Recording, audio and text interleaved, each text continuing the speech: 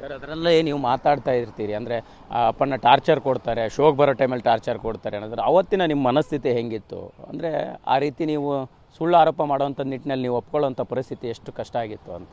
Sir Manu ಅಂದರೆ ಜೀವನೂ ಬಿಡ್ತಿದ್ದೆ sir. ಆದರೆ ಅಪ್ಪಣ್ಣಂಗೆ ಅವ್ನು ಯಾವ ಥರನೂ ನನಗೆ ಕಾಟ ಕೊಡ್ತಿರ್ಲಿಲ್ಲ. ಸುಳ್ಳು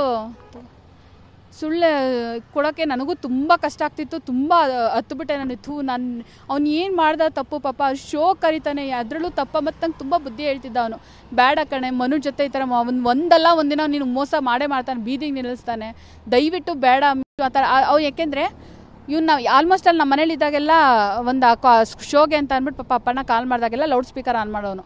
ಆಗ ನಾನು ಇದ್ದೀನಿ ಅಂತ ಹೇಳ್ಬೇಡ ಅಂತ ಹೇಳೋನು. ಆವಾಗ ಅವ್ನು ಹೇಳೋನು ಮನು ಬಗ್ಗೆ ಈ ಥರ ಎಲ್ಲ ಹೇಳೋನು, ಬೇಡ ಕಣೆ ಬಿಟ್ಬಿಡು, ಇದಕ್ಕೆ ಇಲ್ಲಿಗೆ ಬಿಟ್ಬಿಡು, ಹಂಗೆ ಅಂತ ಹೇಳಿದಾಗೆಲ್ಲ ಅವನಿಗೆ ಅದು ತಡ್ಕೊಳಕ್ಕಾಗ್ತಿರಲಿಲ್ಲ. ಬರ್ನಿಂಗು ಈ ಥರನೇ ನೀನು ವೀಡಿಯೋ ಮಾಡಿ ಕಳಿಸ್ಬೇಕು ಅವನಿಗೆ ಅಂತ ನನ್ನ ಮೇಲೆ ಒತ್ತಾಯ ಪೂರ್ವಕವಾಗಿ ಆ ವಿಡಿಯೋ ಮಾಡಿ, ಒಂದರಲ್ಲಿ ವೀಡಿಯೋ ಮಾಡ್ತಿದ್ದೀನಿ, ಇನ್ನೊಂದರಲ್ಲಿ ಆಡಿಯೋ ಅವ್ನು ಕಾಲ್ ಮಾಡಿದ್ದೆ, ಅದನ್ನು ಅವ್ನು ರೆಕಾರ್ಡ್ ಮಾಡ್ಕೊಂಡಿದ್ದಾನೆ.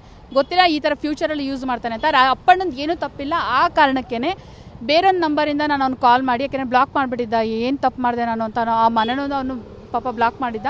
ಬೇರೆ ನಂಬರಿಂದ ನಾನು ಕಾಲ್ ಮಾಡಿ RR ನಗರಕ್ಕೆ ಹೋಗಿ ಅವನ ಹತ್ರ ಕ್ಷಮೆ ಕೇಳು ಕೂಡ ಬಂದಿದ್ದೆ. ನಾನು ಕಾಲಿಗೆ ಬಿದ್ದೆ ಕ್ಷಮೆ ಕೇಳಿದ್ದೀನಿ ನಾನು. ಮನುನ ಈ ಮನಸ್ಥಿತಿ ನಿಮಗೆ ಯಾವಾಗ ಅರ್ಥ ಆಗ್ತಾ ಬಂತು? ಮತ್ತು ಅರ್ಥ ಆದಾಗಲೇ ಸರಿ ಹೋಗಬೇಕಿತ್ತು ಅಂತ ಅನ್ನಿಸ್ತಿದೆಯಾ? ಸೊ ಈಗ ಸ್ಟೇಷನ್ ಮೆಟ್ಲು ಕೂಡ ಏರಿದ್ದೀರಿ, ಸೊ ಸರ್ ನಂಗೆ ಅರ್ಥ ಆಗ್ತಿತ್ತು. ಇದು ತುಂಬ ದಿನದಿಂದ ಅಂತಲ್ಲ, 3 ವರ್ಷ ಅದು ಅಂತಲ್ಲ, ತುಂಬ ಸಲ ಅನ್ನಿಸ್ತಿತ್ತು. ಬಟ್ ಈಗ ಸಿನಿಮಾ ಟೆನ್ಷನ್ ಇದೆ, ಬೇಡ ಅವ್ನಿಗೆ ಒತ್ತಾಯ ಕೊಡೋದು.